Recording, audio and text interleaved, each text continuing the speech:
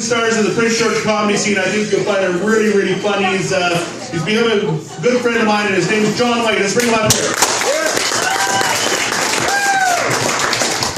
Give me over mic, everybody.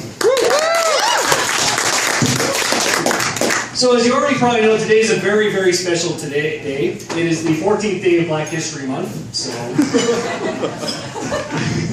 I'm glad you like that. So actually, because it is Valentine's Day and Black History Month, I thought I would actually tell you a little bit about myself. My first relationship, I actually was dating a black girl for 2 years. But it was a long-distance relationship back in high school. And of course, you kind of get made fun of. You're like, oh, you're dating a girl that lives out of town. So you have to like see her a couple times a year and talk to her a couple times a week on the phone. And when you're not doing that, you can, watch TV, hang out with friends and play video games.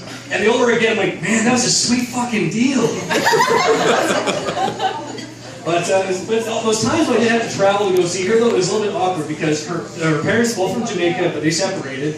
Her mom hated white people. And so I never got to meet her, which is kind of cool, right? Because how awesome that you don't have to meet your potential mother-in-law. That is fucking sweet.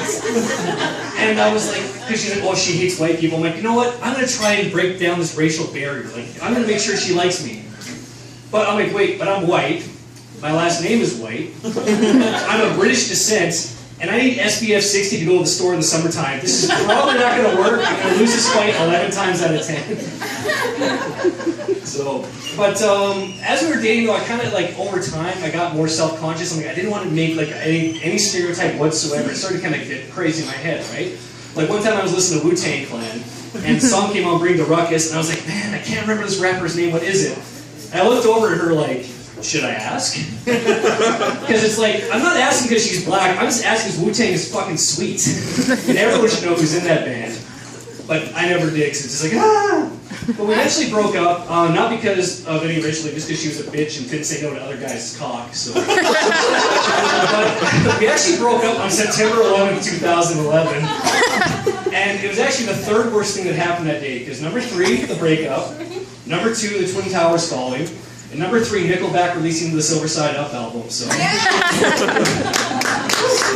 glad there's not a lot of Nickelback fans here, or Chad Kroger's hanging out in the bathroom just, well, that makes me happy. So.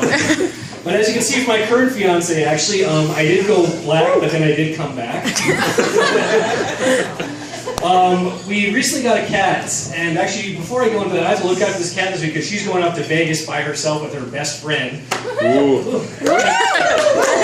Which makes me very suspicious, so I'm imagining this whole trip is going to be filled with nothing but scissoring, dicks in mouth, and Cirque du Soleil, because that's really all there is to do. And also, she's been going to a massage therapist lately. She's like, every day though I go, and my back still really hurts, so I just want to go to a massage therapist in Vegas where it doesn't hurt at the end. I'm like, I think those are called happy endings. So. And you give me shit whenever I go and get one, so. But we did recently get a cat, though. I had to look after this thing, and I don't know why we got this thing, because I'm allergic to cats, and she wanted a cat, so of course we got a cat. And it's funny how women, you have this wonderful power. I'm not mad at all. I'm admirant of it.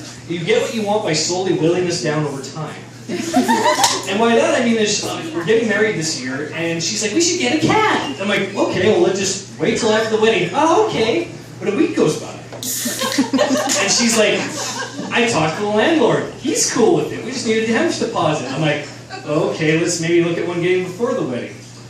Another week goes by. I come in, and there's a cat breed book on the table when I get home. You know, like when you're looking for an adopted kid, they give you that book? That's what it kind of felt like.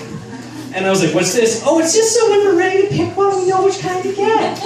And I'm like, okay. Another week goes by. Let's go to the SPCA just to see what they have. And it's game fucking over. But I'm going to try the same approach with her, but suggesting anal. So she's going to be like, maybe after we're married. But a week goes by, like, I talked over with the landlord, he's cool with it. Another week's going to go by, and she's going to come home, there's going to be a porno magazine and lubricant on the coffee table. And finally, when I finally broken her, she'll finally wear that strap-on for me. So.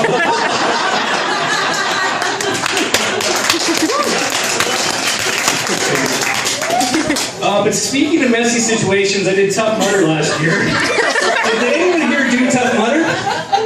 Nope. No. I I hear some laughter in the back. Don't you hate how it just makes you hate yourself at the end of the day? For those who don't know, Tough Mudder is an 18-kilometer obstacle course that was designed by some guy who failed gym class repeatedly and was ridiculed nonstop about it. It's like, oh cool, you want to run 18 kilometers? Here's a bunch of rocks and mud and electric shock therapy. The second obstacle on this course, I shit you not, is called the Arctic Enema. And it is way less pleasant than it sounds. Because what they do is they fill a dumpster filled with freezing cold water and then dunk ice into it. You have to jump in, wade through it, submerge yourself, and come out on the other end. Make sure nuts go from here to about here. It was the second time I tasted nuts that day. It was horrible. One guy in our team literally caught on fire during one of the events. He's jumping over a little flame thing, somehow stumbles into it, and just goes right into the water. And what does the first aid do? Here's a Band-Aid. We would give you ointment, but it's just going to come off in the water anyway. So, like, what kind of bullshit obstacle course is that? Sure, you're going to get hurt, but fuck it, we don't care. So, but the other thing that kind of bothered me about the whole thing is it's supposed to be a team building exercise, but a third of my team left maybe 25 minutes into the race. So, and they kind of gave me bullshit excuses. At first, it was like, you know, oh, hey, my feet are sore and I'm cold. I'm like, yeah, because I'm walking on the path that's made of pillows and I'm tanning the entire way, right? But then the excuses kind of got weaker and weaker, like, hey bro, sorry dude, 2 broke girls is on, I gotta go. I'm late for a CrossFit meeting. I just fucking hate you, so. But at first I was mad, but I was like, you know what, it makes sense though, because in all those nature documentaries, they teach you that the strong leave the weakest behind, right? For the predators. So I started scouring the trees like, holy shit, there's a dreadlocked alien with a plasma cannon looking to kill me. So I was like, wait, that doesn't make any sense. The predator has stealth camo, I'll never see him coming. But it just makes you a horrible person at the end of the day, right? Because like it's supposed to inspire you, but you're just filled with hate and loathing the entire way. And because, for example, there was a woman in a wheelchair throughout the course, and she was keeping ahead of me, so I was kind of already kind of annoyed. But whenever it got to like a really sharp incline or an obstacle she couldn't get around, her team put logs in her wheels and lifted her up like Cleopatra and walked her through. And it was beautiful. Like, I'm like, that is teamwork, that is amazing. And we finally cut up and there's this like rocky crevasse that they ice down, so you can, when you try to climb it, you just slip and smash your face into it, right? And they give you a Band-Aid. But, and she could, of course, she couldn't traverse it, right? So what did they do? They got rid of the logs, they all hoisted it on her shoulders, and they just crawled up this thing. And it was beautiful. Like, that is like inspirational, like end of a sports movie kind of inspirational. And people are crying, people are applauding, and I'm just so angry, I'm just like, that lazy bitch isn't doing anything whatsoever. And that's horrible, you shouldn't think thoughts like that. But that's what Tough Mudder does to you. And I'm like, at the end of the day, I came home broken, and I'm like, wait a minute, I just paid $150 to get the shit kicked out of me for 4 hours. What I should have done is just paid a dominatrix $150 an hour to beat the shit out of me for an hour. I'd still be okay to jerk off afterwards. Thank you. But speaking of jerking off, we're ready to porn with their partner.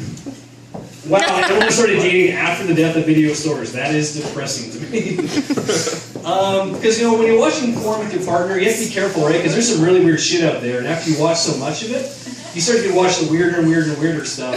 So I had to stop, and I just had to go back to jerking off to Facebook, so. It's like, sweet, Stephanie's back from Mexico with swimsuit pictures. Who would have thought that all these years getting friend-zoned by beautiful women would actually pay off for me, so. But it started to get weird again, though, right? Because my aunt the other day was posting pictures of this quilt she was making, and I was like, man, I could totally fuck the shit out of that quilt. My name is John White. You've all been great. Have an excellent evening.